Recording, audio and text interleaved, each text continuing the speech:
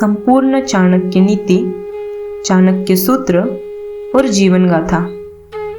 इस पुस्तक में आचार्य चाणक्य ने मानव को नैतिक मूल्यों, कर्तव्य, बुद्धिमत्ता, कौशल, साहस, दैनिक जीवन, मित्रता, शत्रुता आदि पर आधारित बातें लिखी है और इन्हीं बातों को नीति की बातें कहा गया है, क्योंकि ये बातें आचार्य चाणक्य ने अपनी नीति और मन के आधार पर लिखी थी। ये बातें वर्तमान समय के आधुनिक जगत में भी लागू होती है। हालांकि आचार्य चाणक्य द्वारा लिखी गई यह नीति की बातें आज से लगभग 2300 से 2400 वर्ष पहले की है, परंतु जब आप इन्हें पढ़ेंगे, सुनेंगे तो आपको विचित्र महसूस होगा कि उस समय में भी इतने महान विद्वान लोग भी हुआ करते थे। यह किताब पढ़ने पर ऐसा लगता है कि चाणक्य को बहुत गहनता से इस संसार के लगभग हर क्षेत्र के बारे में ज्ञान था। यह हमारा सौभाग्य है कि इतने लंबे समय के बीत जाने के बाद भी आचार्य चाणक्य द्वारा लिखी गई ये नीति की बातें आज भी सुरक्षित है। चाणक्य नीति द्वारा मित्र भेद से लेकर दुश्मन तक की पहचान, पतिपरायण तथा चरित्रहीन स्त्रियों में विभेद, राजा का कर्तव्य और जनता के अधिकारों तथा वर्ण व्यवस्था का उचित निदान हो जाता है। महापंडित आचार्य चाणक्य की चाणक्य नीति में कुल 17 अध्याय है। पहला अध्याय किसी कष्ट अथवा आपत्तिकाल से बचाव के लिए धन की रक्षा करनी चाहिए। धन खर्च करके भी स्त्रियों की रक्षा करनी चाहिए, परंतु स्त्रियों और धन से भी आवश्यक है कि व्यक्ति स्वयं की रक्षा करे। मैं तीनों लोकों, पृथ्वी, अंतरिक्ष और पाताल के स्वामी सर्वशक्तिमान, सर्वव्यापक परमेश्वर विष्णु को सिर झुकाकर प्रणाम करता हूँ। प्रभु को प्रणाम करने के बाद मैं अनेक शास्त्रों से एकत्रित किए गए राजनीति से संबंधित ज्ञान का वर्णन करूँगा। प्राचीन काल से हमारी यह परंपरा रही है कि ग्रंथ की निर्विघ्न समाप्ति के लिए ग्रंथकार अपने आराध्य का स्मरण अवश्य करता है। इसे मंगलाचरण कहा जाता है। आचार्य चाणक्य ने भी सर्वशक्तिमान प्रभु विष्णु को नमन करके इस ग्रंथ की रचना की है। विदित हो कि श्री विष्णु पालन करता है और नीति का प्रयोजन भी व्यक्ति और समाज की व्यवस्था देना है। चाणक्य ने अपने इस ग्रंथ को राजनीति से संबंधित ज्ञान का उत्तम संग्रह बताया है। इसी संग्रह को बाद में विद्वानों और जनसामान्य ने चाणक्य नीति का नाम दिया। सप्तम अर्थात श्रेष्ठ पुरुष इस शास्त्र का विधि पूर्वक अध्ययन करके यह बात भली प्रकार जान जाएंगे कि वेद आदि धर्मशास्त्रों में कौन से कार्य करने योग्य बताए गए हैं और कौन से कार्य ऐसे हैं जिन्हें नहीं करना चाहिए, क्या पुण्य है और क्या पाप है तथा धर्म और अधर्म क्या है। इसकी जानकारी भी इस ग्रंथ से हो जाएगी। मनुष्य के लिए यह आवश्यक है कि कुछ भी करने से पूर्व उसे इस बात का ज्ञान हो कि वह कार्य करने योग्य है या नहीं, उसका परिणाम क्या होगा, पुण्य कार्य और पाप कर्म क्या है। श्रेष्ठ मनुष्य ही वेद आदि धर्मशास्त्रों को पढ़कर भले बुरे का ज्ञान प्राप्त कर सकते हैं। यहाँ यह बात जान लेना भी आवश्यक है कि धर्म और अधर्म क्या है। इसके निर्णय में प्रथम दृष्टि में धर्म की व्याख्या के अनुसार किसी के प्राण लेना अपराध है और अधर्म भी, परंतु लोकाचार और नीति शास्त्र के अनुसार विशेष परिस्थितियों में ऐसा किया जाना धर्म के विरुद्ध नहीं माना जाता। पापी का वध और अपराधी को दंड देना इसी श्रेणी में आते हैं। श्री कृष्ण ने अर्जुन को युद्ध की प्रेरणा दी, उसे इसी विशेष संदर्भ में धर्म कहा जाता है। अब मैं मानव मात्र के कल्याण की कामना से राजनीति के उस ज्ञान का वर्णन करूंगा जिसे जानकर मनुष्य सर्वज्ञ हो जाता है। चाणक्य कहते हैं कि इस ग्रंथ को पढ़कर कोई भी व्यक्ति दुनियादारी और राजनीति की बारीकियां समझकर सर्वज्ञ हो जाएगा। यहाँ सर्वज्ञ से चाणक्य का अभिप्राय ऐसी बुद्धि प्राप्त करना है जिससे व्यक्ति में समय के अनुरूप प्रत्येक परिस्थिति में कोई भी निर्णय होने की क्षमता आए। जानकार होने पर भी यदि समय पर निर्णय नहीं लिया तो जानना समझाना सब व्यर्थ है। अपने हितों की रक्षा भी तो तभी संभव है। मूर्ख शिष्योपदेशेन दृष्ट स्त्रीभरणेन च दुखितै संप्रयोगेन पंडितोऽप्यवसीदति।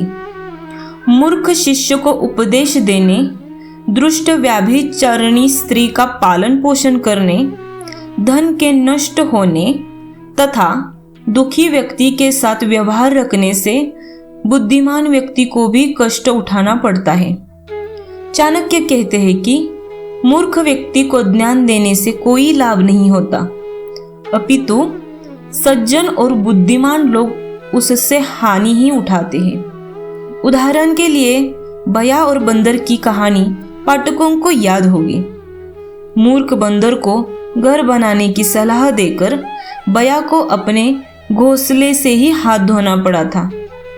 इसी प्रकार दुष्ट और उल्टा स्त्री का पालन पोषण करने से सज्जन और बुद्धिमान व्यक्तियों को दुख ही प्राप्त होता है।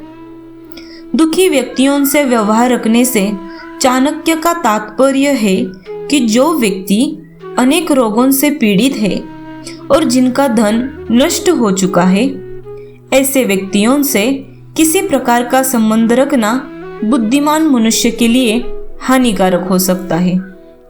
अनेक रोगों का तात्पर्य संक्रामक रोग से है। बहुत से लोग संक्रामक रोगों से ग्रस्त होते हैं। उनकी संगति से स्वयं रोगी होने का अंदेशा रहता है। जिन लोगों का धन नष्ट हो चुका हो, अर्थात जो दिवालिया हो गए हैं, उन पर एकाएक विश्वास करना कठिन होता है। दुखी का अर्थ विषादग्रस्त व्यक्ति से भी है। ऐसे लोगों का दुख से उबरना बहुत कठिन हो जाता है और प्राय असफलता ही हाथ लगती है। जो वास्तव में दुखी है और उससे उबरना चाहता है, उसका सहयोग करना चाहिए, क्योंकि दुखी से तो स्वार्थी ही बचता है। दुष्ट स्वभाव वाली, कठोर वचन बोलने वाली, दुराचारिणी स्त्री और धूर्त दुष्ट स्वभाव वाला मित्र, सामने बोलने वाला मुंहफट नौकर और ऐसे घर में निवास जहाँ सांप के होने की संभावना हो, ये सब बातें मृत्यु के समान हैं। जिस घर में दुष्ट स्त्रियां होती है, वहाँ गृह स्वामी की स्थिति किसी मृतक के समान ही होती है, क्योंकि उसका कोई वश नहीं चलता और भीतर ही भीतर कूदते हुए वह मृत्यु की ओर सरकता रहता है। इसी प्रकार दुष्ट स्वभाव वाला मित्र भी विश्वास के योग्य नहीं होता, न जाने कब धोखा दे दे। जो नौकर अथवा आपके अधीन काम करने वाला कर्मचारी उलटकर आपके सामने जवाब देता है, वह कभी भी आपको असहनीय हानि पहुंचा सकता है। ऐसे सेवक के साथ रहना अविश्वास के घूंट पीने के समान है। इसी प्रकार जहाँ सांपों का वास हो, वहाँ रहना भी खतरनाक है। न जाने कब सर्पदंश का शिकार होना पड़ जाए। किसी कष्ट अथवा आपत्ति काल से बचाव के लिए धन की रक्षा करनी चाहिए और धन खर्च करके भी स्त्रियों की रक्षा करनी चाहिए। परंतु स्त्रियों और धन से भी अधिक आवश्यक यह है कि व्यक्ति अपनी रक्षा करे। बुद्धिमान व्यक्ति को चाहिए कि वह आपत्ति अथवा बुरे दिनों के लिए थोड़ा थोड़ा धन बचाकर उसकी रक्षा करे, अर्थात धन का संग्रह करे। समय पड़ने पर संचित धन से भी अधिक अपनी पत्नी की रक्षा करना आवश्यक है, क्योंकि पत्नी जीवन संगिनी है। बहुत से ऐसे अवसर होते हैं जहाँ धन काम नहीं आता, वहाँ जीवन साथी काम आता है। इसी संदर्भ में वृद्धावस्था में पत्नी की अहम भूमिका होती है। चाणक्य का विचार यह भी है कि धन और स्त्री से भी अधिक व्यक्ति को अपनी रक्षा करनी चाहिए, अर्थात व्यक्ति का महत्व इन दोनों से अधिक है। यदि व्यक्ति का अपना ही नाश हो गया तो धन और स्त्री का प्रयोजन ही क्या रह जाएगा। इसीलिए व्यक्ति के लिए धन संग्रह और स्त्री रक्षा की अपेक्षा समय आने पर अपनी रक्षा करना अधिक महत्वपूर्ण है। देखने में आया है और उपनिषद के ऋषि भी कहते हैं कि कोई किसी से प्रेम नहीं करता, सब स्वयं से ही प्रेम करते हैं। आत्मनस्तु कामाय सर्व प्रिय भवति।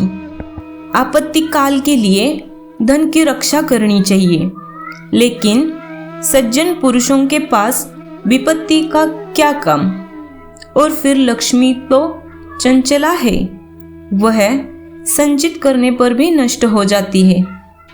चाणक्य का कहना है मनुष्य को चाहिए कि वह आपत्ति काल के लिए धन का संग्रह करे, लेकिन धनी व्यक्ति ऐसा मानते हैं कि उनके लिए आपत्तियों का कोई महत्व नहीं है, क्योंकि वे अपने धन से सभी आपत्तियों से बच सकते हैं। परंतु वे यह नहीं जानते कि लक्ष्मी भी चंचल है, किसी भी समय वह मनुष्य को छोड़कर जा सकती है। ऐसी स्थिति में यह इकट्ठा किया हुआ धन भी किसी समय नष्ट हो सकता है।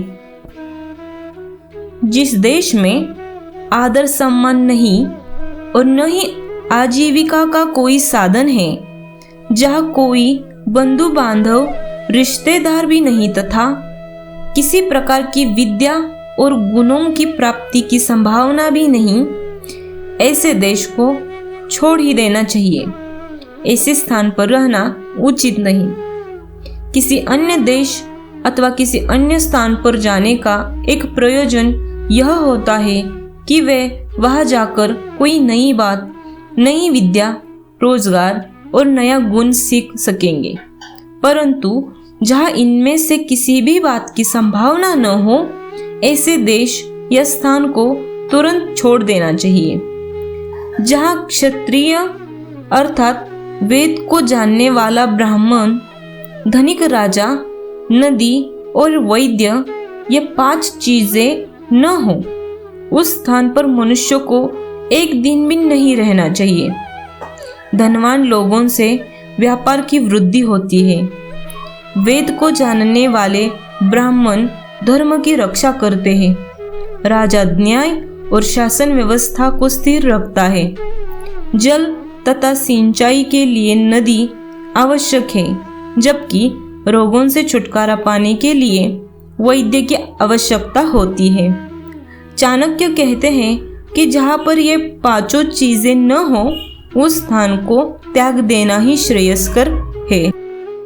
जहाँ लोक यात्रा अर्थात जीवन को चलाने के लिए आजीविका का कोई साधन न हो, व्यापार आदि विकसित न हो, किसी प्रकार के दंड के मिलने का भय न हो, लोकलाज न हो, व्यक्तियों में शिष्टता उदारता न हो, अर्थात उनमें दान देने की प्रवृत्ति न हो, जहाँ ये 5 चीजें विद्यमान न हो, वह व्यक्ति को निवास नहीं करना चाहिए। काम लेने पर नौकर चाकरों की दुख आने पर बंधु बांधवों की, कष्ट आने पर मित्र की तथा धन नाश होने पर अपनी पत्नी की वास्तविकता का ज्ञान होता है। चाणक्य कहते हैं कि जब सेवक नौकर को किसी कार्य पर नियुक्त किया जाएगा तभी पता चलेगा कि वह कितना योग्य है। इसी प्रकार जब व्यक्ति किसी मुसीबत में फंस जाता है तो उस समय भाई बंधु और रिश्तेदारों की परीक्षा होती है। मित्र की पहचान भी विपत्ति के समय ही होती है। इसी प्रकार धनहीन होने पर पत्नी की वास्तविकता का पता चलता है कि उसका प्रेम धन के कारण था या वास्तविक।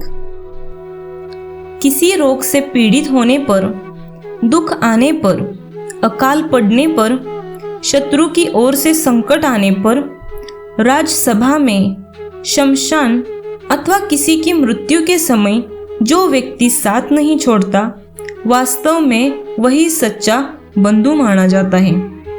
व्यक्ति के रोग, शैया पर पड़े होने अथवा दुखी होने, अकाल पड़ने और शत्रु द्वारा किसी भी प्रकार का संकट पैदा होने, किसी मुकदमे आदि में फंस जाने और मरने पर जो व्यक्ति शमशान घाट तक साथ देता है वही सच्चा बंधु अपना होता है। अर्थात ये अवसर ऐसे होते हैं जब सहायकों की आवश्यकता होती है। प्राय यह देखा जाता है कि जो किसी की सहायता करता है उसको ही सहायता मिलती है। जो समय पर किसी के काम नहीं आता उसका साथ कौन देगा।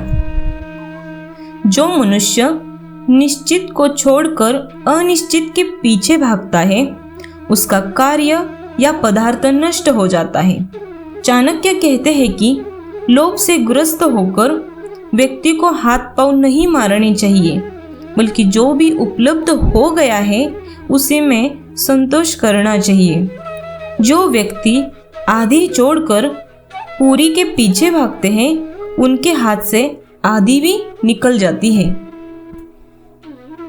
बुद्धिमान व्यक्ति को चाहिए कि वह श्रेष्ठ कुल में उत्पन्न हुई कुरु अर्थात सौंदर्यहीन कन्या से भी विवाह कर ले, परंतु नीच कुल में उत्पन्न हुई सुंदर कन्या से विवाह न करे। वैसे विवाह अपने समान कुल में ही करना चाहिए।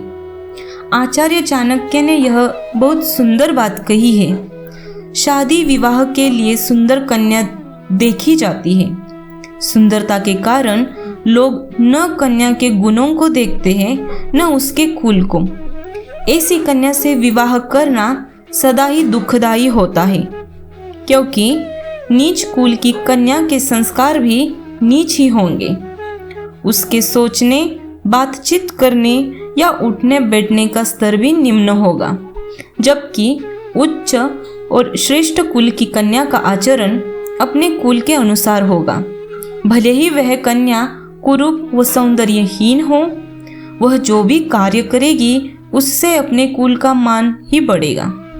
और नीच कुल की कन्या तो अपने व्यवहार से परिवार की प्रतिष्ठा ही बिगाड़ेगी।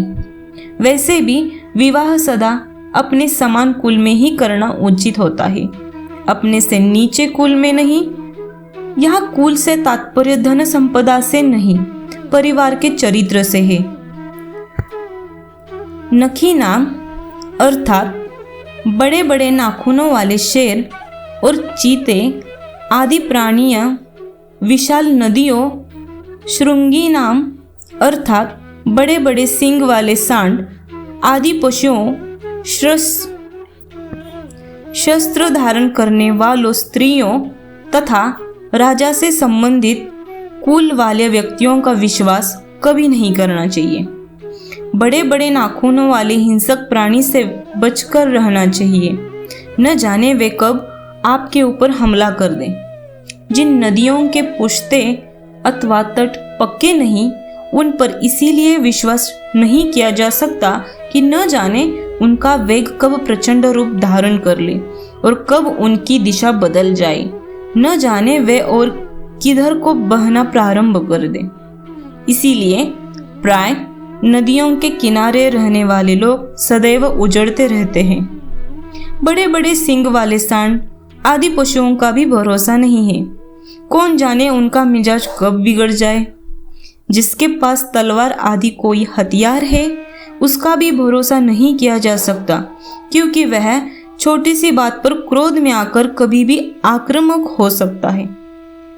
चंचल स्वभाव वाली स्त्रियों पर भी विश्वास नहीं करना चाहिए।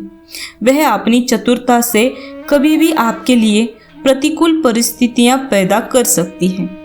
इस तरह के कई उदाहरण प्राचीन ग्रंथों में मिल जाएंगे। राजा से संबंधित राजसेवकों और राजकुल के व्यक्तियों पर भी विश्वास करना उचित नहीं। वे कभी भी राजा के कान भर कर अहित करवा सकते हैं। इसी के साथ वे राज नियमों के प्रति समर्पित और निष्ठावान होते हैं। राजहित उनके लिए प्रमुख होता है, संबंध नहीं। विष में भी यदि अमृत हो तो उसे ग्रहण कर लेना चाहिए। अपवित्र और अशुद्ध वस्तुओं में भी यदि सोना अथवा मूल्यवान वस्तु पड़ी हो तो वह भी उठा लेना के योग्य होती है। यदि नीच मनुष्य के पास कोई अच्छी विद्या, कला अथवा गुण है तो उसे सीखने में कोई हानि नहीं। इसी प्रकार दुष्ट कुल में उत्पन्न अच्छे गुणों से युक्त स्त्री रूपी रत्न को ग्रहण कर लेना चाहिए। इस श्लोक में आचार्य गुण ग्रहण करने की बात कर रहे हैं। यदि किसी नीच व्यक्ति के पास कोई उत्तम गुण अथवा विद्या है तो वह विद्या उससे सीख लेनी चाहिए। अर्थात व्यक्ति को सदैव इस बात का प्रयत्न करना चाहिए कि जहाँ से उसे किसी अच्छी वस्तु की प्राप्ति हो, अच्छे गुणों और कला को सीखने का अवसर प्राप्त हो, तो उसे हाथ से जाने नहीं देना चाहिए। विष में अमृत और गंदगी में सोने से तात्पर्य नीच के पास गुण से है। पुरुषों की अपेक्षा स्त्रियों का आहार अर्थात भोजन 2 गुना होता है। बुद्धि 4 गुनी, साहस 6 गुना और काम वासना 8 गुना होती है। आचार्य ने इस श्लोक द्वारा स्त्री की कई विशेषताओं का उजागर किया है। स्त्री के ये ऐसे पक्ष हैं जिन पर सामान्य रूप से लोगों की दृष्टि नहीं जाती। भोजन की आवश्यकता स्त्री को पुरुष की अपेक्षा इसीलिए ज़्यादा है क्योंकि उसे पुरुष की तुलना में शारीरिक कार्य ज़्यादा करना पड़ता है। यदि इसे प्राचीन संदर्भ में भी देखा जाए तो उस समय स्त्रियों को घर में कई ऐसे छोटे मोटे काम करने होते थे जिनमें ऊर्जा का व्यय होता था। आज के परिवेश में भी स्थिति लगभग वही है। शारीरिक बनावट, उसमें होने वाले परिवर्तन और प्रजनन आदि ऐसे कार्य हैं जिसमें क्षय हुई ऊर्जा को प्राप्त करने के लिए स्त्री को अतिरिक्त पौष्टिकता की आवश्यकता होती है। इस सत्य की जानकारी न होने के कारण, बल्कि व्यवहार में इसके विपरीत आचरण होने के कारण बालिकाओं और स्त्रियों को पुरुषों की अपेक्षा ज़्यादा कुपोषण का शिकार होना पड़ता है। बुद्धि का विकास समस्याओं को सुलझाने से होता है। इस दृष्टि से भी स्त्रियों को परिवार के सदस्यों और उसके अलावा भी कई लोगों से व्यवहार करना पड़ता है। इससे उनकी बुद्धि अधिक पैनी होती है। छोटी छोटी बातों को समझने की दृष्टि का विकास होता तथा विविधता का विकास होता है। आज के संदर्भ में इस क्षमता को स्पष्ट रूप से देखा जा सकता है। भावना प्रदान होने के कारण स्त्री में साहस की उच्च मात्रा का होना स्वाभाविक है। पशु पक्षियों की मादाओं में भी देखा गया है कि अपनी संतान की रक्षा के लिए वे अपने से कई गुना बलशाली के सामने लड़ मरने के लिए डट जाती है। काम का 8 गुना होना पढ़ने सुनने में अटपटा लगता है, लेकिन यह संकेत करता है कि हमने काम के रूप स्वरूप को सही प्रकार से नहीं समझा है। काम पाप नहीं है, सामाजिक कानून के विरुद्ध भी नहीं है। इसका होना अनैतिक या चारित्रहीन होने की पुष्टि भी नहीं करता है। श्री कृष्ण ने स्वयं को धर्मानुकूल काम कहा है। काम पितृऋण से मुक्त होने का सहज मार्ग है। संतान उत्पन्न करके ही कोई इस ऋण से मुक्त हो सकता है। स्त्री की कामेच्छा पुरुष से भिन्न होती है। वहाँ शरीर नहीं भाव दशा महत्वपूर्ण है। स्त्री में होने वाले परिवर्तन भी इस मांग को समक्ष लाते हैं स्वाभाविक रूप में, लेकिन स्त्री उसका परिष्कार कर देती है, जैसे पृथ्वी मैल को खाद बनाकर जीवन देती है। इसे पूरी तरह से समझने के लिए आवश्यक है कामशास्त्र का अध्ययन किया जाए।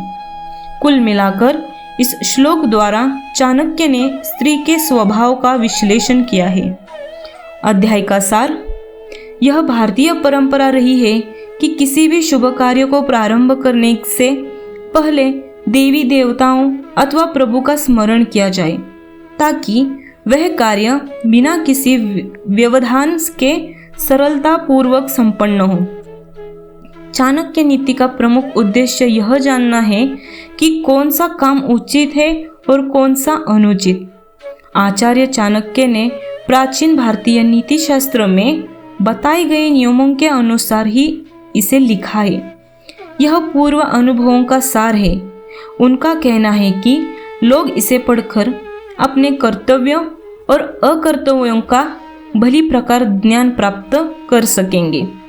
समसामयिक राजनीति के ज्ञान में मनुष्य अपनी बुद्धि का पुट देकर समय के अनुसार अच्छाई और बुराई में भेद कर सकता है। सबसे पहले आचार्य चाणक्य ने संग के महत्व पर प्रकाश डालते हुए यह बताया है कि दुष्ट लोगों के संसर्ग से बुद्धिमान मनुष्य को दुख उठाना पड़ता है। चाणक्य ने मनुष्य के जीवन में धन के महत्व को बताया है। उनका कहना है कि व्यक्ति को संकट के समय के लिए धन का संचय करना चाहिए।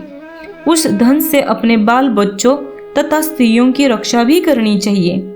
इसके साथ उनका यह भी कहना है कि व्यक्ति को अपनी रक्षा सर्वोपरि करनी चाहिए। जिन लोगों के पास धन है वे किसी भी आपत्ति का सामना धन के द्वारा कर सकते हैं, परंतु उन्हें यह बात भी भली प्रकार समझ लेनी चाहिए कि लक्ष्मी चंचल है। वह तभी तक टिक कर रहती है जब तक उसका सदुपयोग किया जाता है।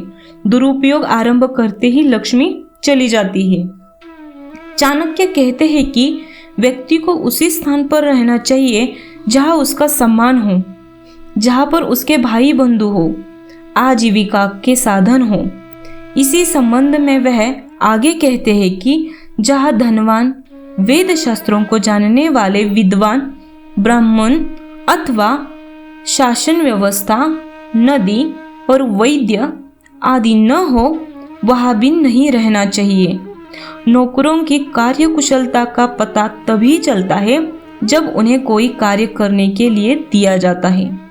अपने संबंधियों और मित्रों की परीक्षा उस समय होती है जब स्वयं पर कोई आपत्ति आती है। गृहस्थ का सबसे बड़ा सहारा उसकी स्त्री होती है, परंतु स्त्री की वास्तविकता भी उसी समय समझ में आती है जब व्यक्ति पूरी तरह धनहीन हो जाता है। मनुष्य को चाहिए कि वह अधिक लालच में न पड़े। उसे वही कार्य करना चाहिए जिसके संबंध में उसे पूरा ज्ञान हो। जिस कार्य के संबंध में उसे ज्ञान न हो, उसे करने से हानि हो सकती है। जिस कार्य का अनुभव न हो, उससे संबंधित निर्णय लेना कठिन होता है। निर्णय यदि ले लिया जाए तो संशय की स्थिति मन को डगमगाती रहती है। ऐसा निर्णय कभी भी सही नहीं होता। संशयात्मा विनश्यति। मन यदि संशय में हो तो वह रास्ते से भटकता नहीं, गहरे और अंधेरे गड्ढे में फेंकता नहीं। यदि आप ऐसे व्यक्ति साहसियों का जीवन देखें जिन्होंने अपने क्षेत्र में ऊंचाइयों को छुआ है, तो आप पाएंगे कि उन्होंने अपने काम को समझने के लिए किसी दूसरे अनुभवी व्यक्ति के नीचे काम किया गया है। किताबी और व्यावहारिक जानकारी में जमीन आसमान का अंतर होता है। विवाह के संदर्भ में चाणक्य ने कुल के भेदभाव की बात नहीं मानी है। उनका कहना है कि नीच कुल में उत्पन्न कन्या भी यदि अच्छे गुणों से युक्त है तो उससे विवाह करने में कोई हानि नहीं। जिन पर विश्वास नहीं करना चाहिए उनके बारे में आचार्य का कथन है कि सिंह और बाघ आदि तेज पंजों वाले जानवरों से दूर रहना चाहिए। ऐसी नदियों के आसपास भी नहीं रहना चाहिए जिनके किनारे कच्चे हो और जो बरसात आदि के दिनों में लंबे चौड़े मैदान में फैल जाती हो। इसी प्रकार लंबे सींगों वाले सांड आदि पशुओं से अपना बचाव रखना चाहिए। जिसके पास कोई हथियार है उसका भी कभी विश्वास नहीं करना चाहिए।